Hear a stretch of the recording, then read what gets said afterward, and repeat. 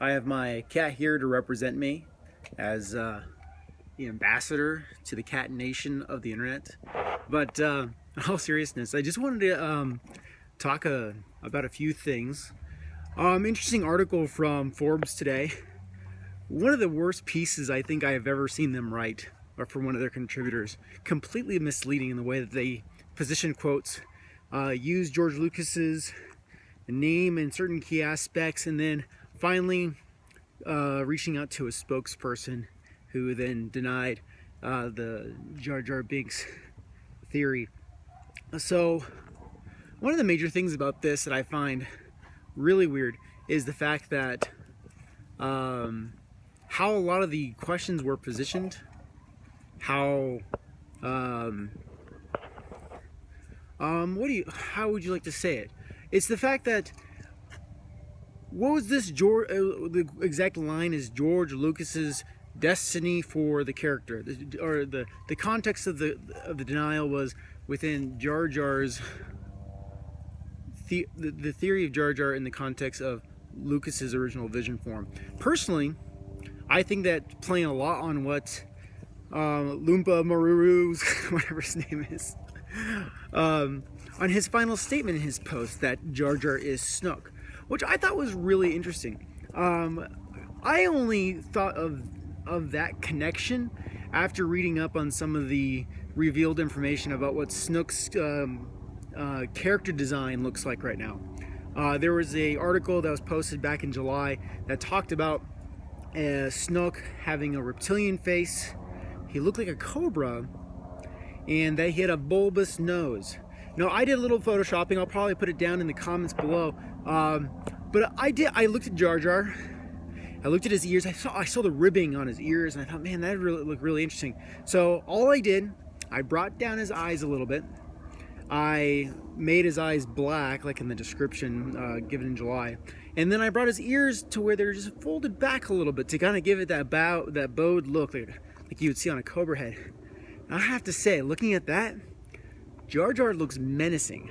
Like, this is not the playful character we knew from the Phantom Menace. Beside the fact that Phantom Menace, like, some of the CG was really poorly put together.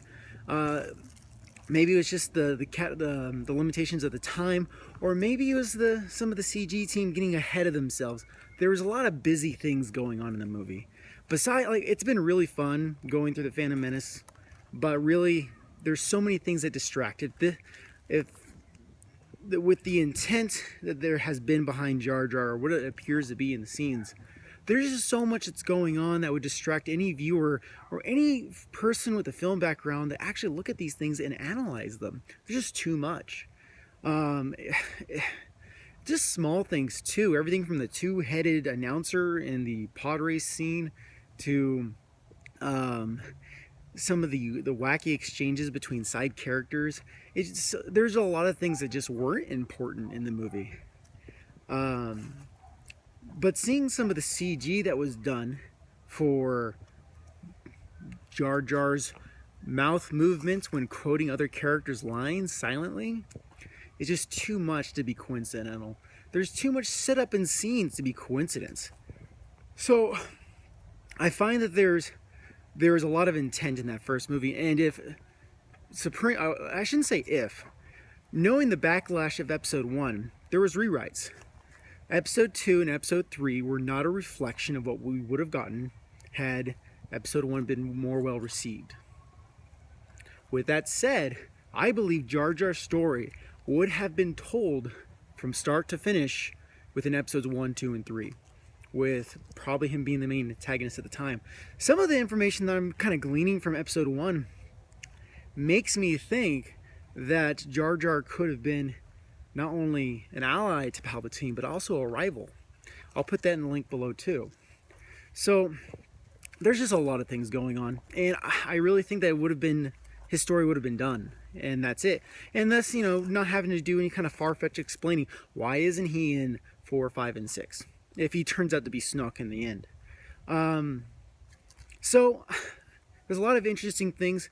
The press, I don't know. I don't like the spokesperson. The reason why I don't like it is because it reminds me of the reveal for Vader as Luke's father. No one knew. The actor who was a stand-in for Vader didn't know.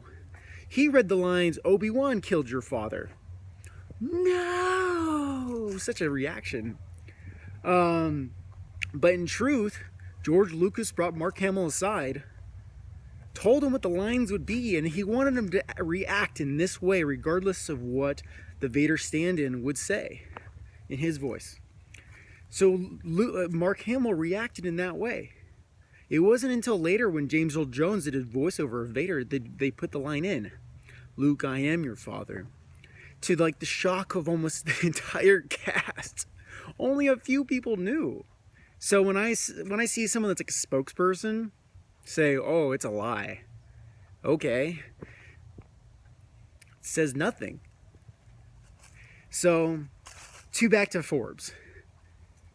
Great way to make a clickbait for an article. It just tells me a lot about where journalism is going. Facts are a little less entertaining. Anyway, you guys keep searching out there and have a good one.